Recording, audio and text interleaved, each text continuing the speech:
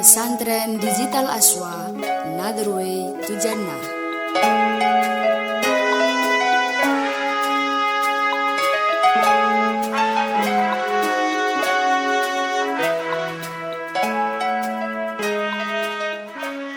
Assalamualaikum warahmatullahi wabarakatuh. Bismillahirrahmanirrahim. Alhamdulillahirabbil alamin. Wassalatu wassalamu ala sayyidina Muhammadin wa ala alihi wa ashabihi ajma'in, amma ba'd. Santri digital yang berbahagia, mari kita awali bersama pertemuan kita kali ini dengan membaca Ummul Kitab. Semoga ilmu yang kita dapatkan menjadi ilmu yang manfaat dan berkah. Amin, Allahumma amin. Ila hadratin Nabi Mustafa Muhammadin sallallahu alaihi wasallam, ila hadrati jami'il musannifin wal mu'allifin, wa nahusu khususan mu'allif hadzal kitab Syekh Zainuddin bin Abdul Aziz bin Zainuddin Al-Maribari, ila hadrati jami'i syekhina wa masyayikhi syekhina, ila hadrati Simbah Kiai Khuduri, Simbah Abdurrahman Khuduri, Simbah Ahmad Muhammad Khuduri. Syai'ulillahi lahumul Fatihah. A'udzu billahi minasyaitonir rajim. Bismillahirrahmanirrahim. Alhamdulillahi rabbil alamin. Arrahmanir rahim. Maliki yaumiddin. Iyyaka na'budu wa iyyaka nasta'in. Ihdinas siratal mustaqim. Shiratal ladzina an'amta 'alaihim ghairil maghdubi 'alaihim waladdallin. Amin. Bismillahirrahmanirrahim. Qala al-musannifu rahimahullahu ta'ala wa nafa'ana bihi wa bi ulumihi wa bi asrarihi fid darin, amin ya rabbal alamin. Wa sunnah tasmiyatun awwalahu. Wa sunnah lan den sunataken apa tasmiyatun maca bismillah awwalahu ing dalem kawitane wudu. Fa ghuslul kaffaini nuli masuh epek-epek loro. Fasiwakun nuli siwakan. Bikuli khosyinin kelawan saben-saben barang kang kasar. Walikulli sholatin lan krono saben-saben sholat. Famad madotun nuli kekemu. Fastin syakun nuli ngisep banyu maring irung. Wa bisalasi ghurafin lan kelawan telu pira-pira cawukan. Wa mashu kulli ra'sin lan ngusap sekabehane sirah. Wal udzunaini lan kuping loro. Wadal ku a'dha'in lan ngosoki pira-pira anggota. Wa tahlilu lihyatin lan nyela-nyelani jenggot kasatin kang ketel. Wa asabi alan pira-pira driji. Wa italatul ghurrati lan dawaake pemasuh rai. Wa tahjilin lan dawaake pemasuh sikil. Wa taslisu kullin lan ngaping teloni saben-saben anggota kang den wasuh lan anggota kang den usap. Bismillahirrahmanirrahim. Wa sunnah tasmiyatun awwalahu. Pada kesempatan kali ini kita akan membahas tentang kesunahan-kesunahan wudu, yang dalam beberapa kitab disebutkan bahwa kesunahan wudu itu banyak sekali. Ada yang menyebutkan sampai 66 kesunahan-kesunahan wudu. Tetapi dalam kitab ini hanya akan dibahas beberapa kesunahan-kesunahan wudu. Yang pertama, kesunahan wudu adalah membaca bismillah di awal wudu.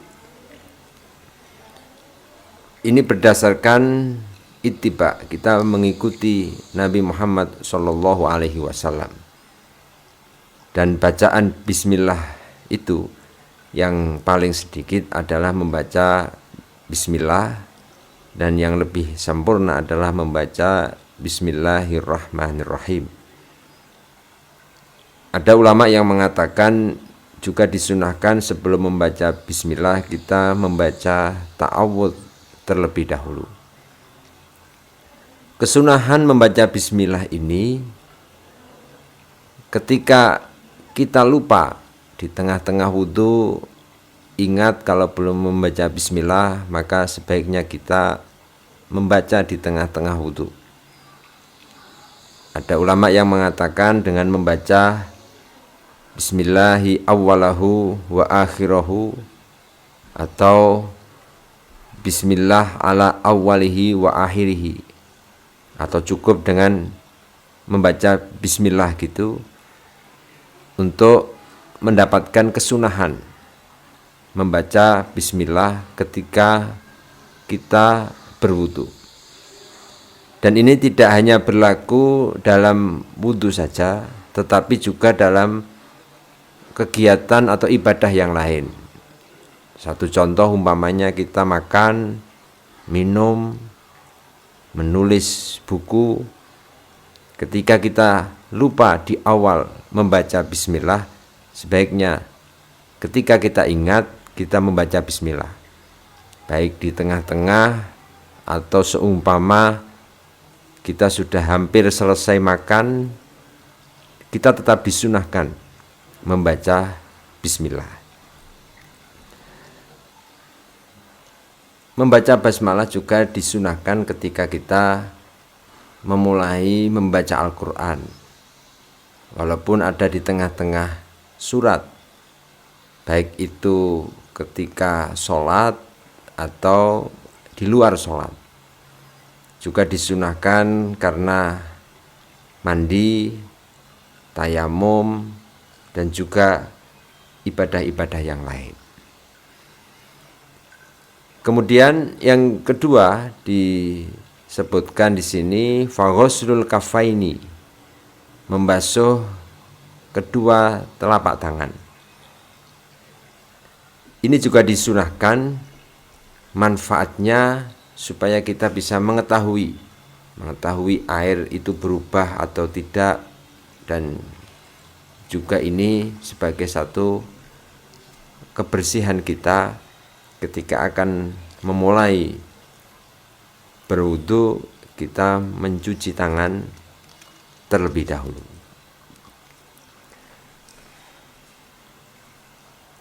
Fasiwakun bikulli khoshinin walikulli sholatin. Kemudian disunahkan bersiwak.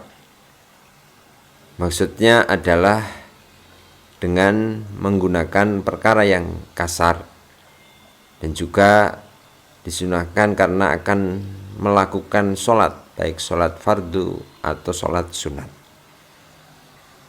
Hadis yang menjelaskan tentang siwakan adalah laula an asyukko ala ummati la ammartuhum bisiwaki inda kulli wudu'in. Kalau seandainya aku tidak takut memberatkan kepada umatku, maka niscaya aku perintahkan kepada mereka untuk bersiwak setiap wudu. Ini menunjukkan bahwa kesunahan ini sangat ditekankan, sehingga Nabi menyampaikan bahwa kalau umpama tidak keberatan akan aku wajibkan. Tetapi ketika siwak ini tidak diwajibkan, maka di situ ada kesunahan yang sangat diperhatikan untuk dilakukan ketika kita berwudu atau ketika kita akan mengerjakan sholat. Tata cara bersiwakan, kalau menurut kitab ini yang terbaik adalah menggunakan kayu, dan kayu yang terbaik adalah kayu arok. Mungkin hari ini kalau kita bersiwakan menggunakan sikat gigi, itu juga satu kesunahan dan inilah gaya hidup sehat seorang muslim. Tetapi ketika kita gosok gigi, ketika akan melakukan sholat, kita harus hati-hati. Karena ketika kita gosok gigi, nanti keluar darah dari gusi, ini bisa menjadi najis dan sholatnya menjadi tidak sah. Maka kita harus memastikan betul, apabila gosok gigi sebelum sholat, dipastikan tidak ada darah dari gigi atau dari gusi kita. Kesunahan bersiwakan tidak hanya ketika kita akan berwudu, tetapi juga dianjurkan ketika kita akan membaca Al-Quran, ketika kita akan belajar, ketika bau mulut berubah disebabkan karena tidur atau makan makanan yang berbau tak sedap, ketika kita akan masuk masjid, masuk rumah, itu juga disunahkan bersiwakan. Dalam hal ini mengecualikan bagi orang yang berpuasa setelah zawal atau setelah zuhur. Maksudnya, kalau orang yang puasa, ini hukumnya makruh bersiwakan setelah waktu zawal, walaupun bau mulut berubah. Dalam sebuah hadis disampaikan, la khulufu famis shaim adyabu min rahil miski. Bau bajin orang yang berpuasa itu bagi Allah lebih wangi dibandingkan baunya minyak misik. Ini jangan dipahami lantas kita berlomba-lomba membajin-bajinkan bau mulut, jangan.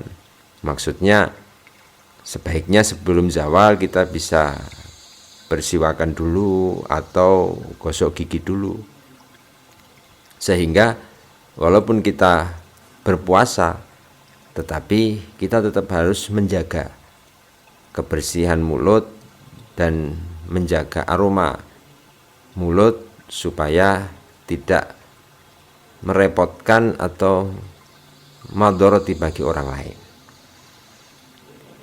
Famat madotun fastin syakun, kemudian disunahkan berkumur dan memasukkan air pada hidung kita. Ini bisa kita lakukan dengan cara mendatangkan air dalam mulut kita dan juga hidung kita. Tidak harus dengan berkumur, atau mungkin kalau dimasukkan ke hidung tidak harus lantas disemprotkan dari hidung kita, tetapi bisa dengan cara air dimasukkan ke dalam mulut, dimasukkan ke dalam hidung. Ini sudah mendapatkan kesunahan. Wa yusannu bisalasi hurufin, dan disunahkan dalam matmadah dan istinsak, berkumur dan memasukkan air dalam hidung itu dengan 3 kali cidukan air. Wa mashu kulli ra'sin, dan juga disunahkan mengusap seluruh kepala, sebab mengikuti Nabi Muhammad SAW, dan ini keluar dari perselisihan ulama, yaitu Imam Malik dan Imam Ahmad, yang menurut mereka mengusap air di seluruh kepala itu hukumnya wajib. Jadi kalau menurut Imam Syafi'i atau mazhab Syafi'iyah, bahwa yang diwajibkan adalah mengusap sebagian dari kepala atau sebagian rambut kita.